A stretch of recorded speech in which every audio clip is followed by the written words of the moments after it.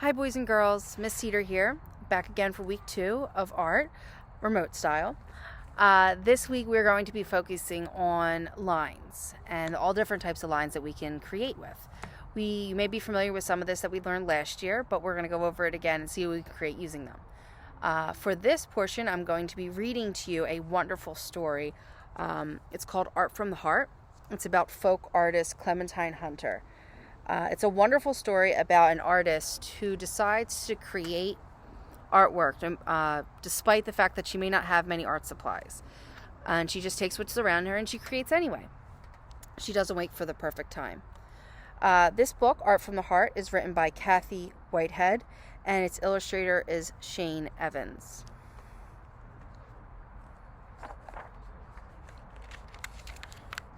Art from the Heart.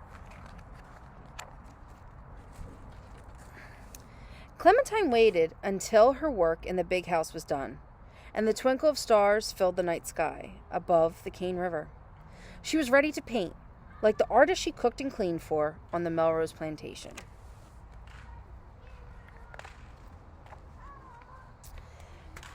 But she didn't wait for the perfect set of paints and canvas. She used the leftovers the artist gave her.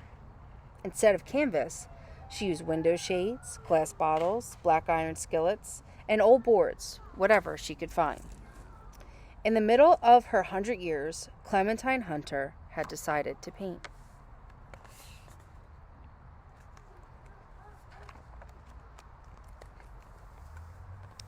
No one gave her lessons. As a girl, she had never even learned to read or write.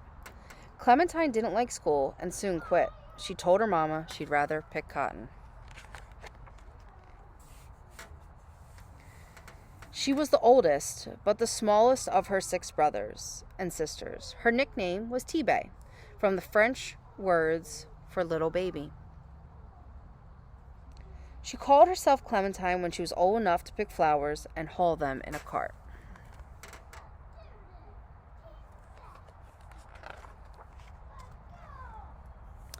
When Clementine decided to paint pictures, she didn't wait for the perfect art studio. While everyone was sleeping, she created bright-colored images in the dim kerosene light of her small cabin.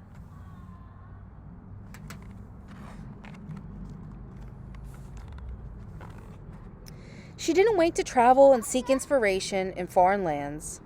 She drew the pictures in her memory, scenes of her life on Melrose plantation.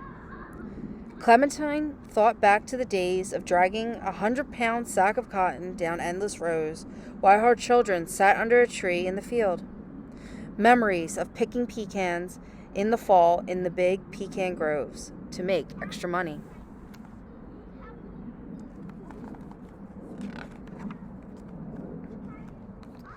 She remembered wash days spent over black wash pots and clothes flapping on a clothesline. Long days of hard work and little pay.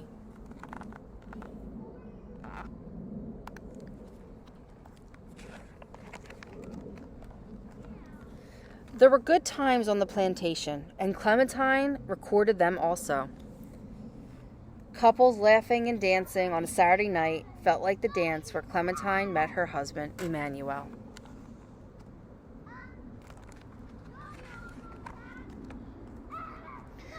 Simple joys like scattering feed to a flock of hungry chickens, fishing for catfish, and bream with a cane pole on the Cane River to cook at a fish fry.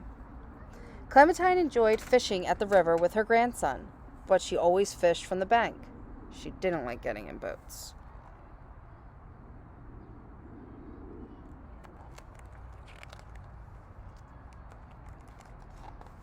Clementine painted special times on the plantation too. Pictures of a couple on their wedding day, graduates waiting in line for their diplomas, a paper that Clementine didn't receive until the end of her years, and children in white robes ready for their baptism in the Cane River. Her grandchildren walked into the water for their baptism. Happy days. That Clementine loved to paint.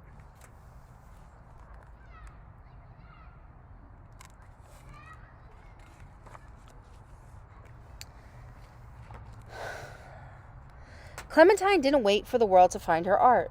She hung a sign on her gate that read, "Art exhibit, admission 25 cents. Thanks." People came to see her pictures pinned on a clothesline and bought them. Friends who recognized her talent gave her paints, paper, brushes, and they helped her find galleries that would display and sell her work.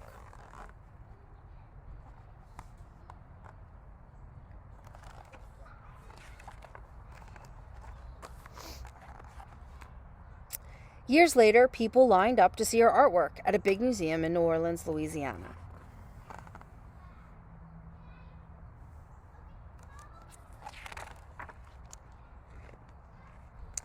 Another gallery proudly displayed her work, but refused to let her in the front door.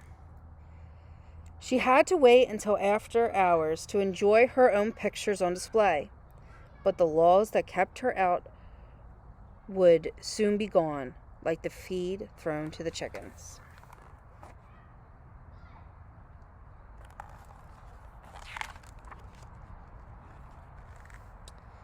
The art that poured from Clementine's heart and mind gives us a window to her life on the plantation, a window we would have missed if Clementine Hunter had waited for the perfect time to paint.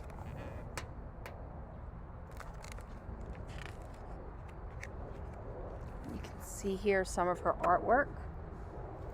It's kind of small.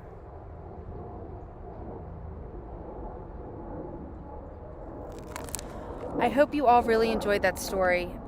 It just reminds me of kind of the situation that we're in right now, that we may not have all the supplies that we would normally have in the art classroom, and we may not be together, but we're going to try and make the best out of it and learn as much as we can about art and have some fun. So I hope you enjoyed this story, and I will be seeing you soon. Thank you.